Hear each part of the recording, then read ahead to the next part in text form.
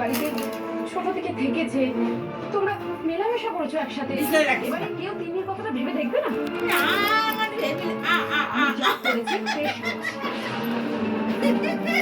বাবা আমি তো একটা জিনিস বুঝতে পারছি না, আমি তো তিন্নির সঙ্গে সহজভাবে মেলামেশা করে এসেছি। আর আমি তো কখনো কোনো তিন্নিকে ওই চোখে দেখিনি। আর তুমি বললে সুযোগ এই তিন্নি তুই এসব উল্টোপাল্টা বুঝিয়েছিস না সকলকে। আমি বলেছি আমার উচিত ছিল ওই অন্ধ ওইটাই ভালো লাগিয়েছে। আমি তিন্নি বাড়িতে থাকবে, এটা আমার অসুবিধা আছে। শেষ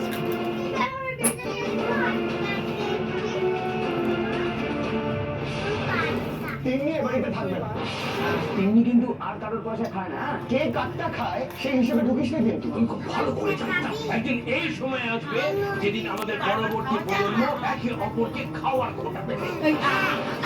সময় এসে গেছে, বাড়ি বন্ধ করো।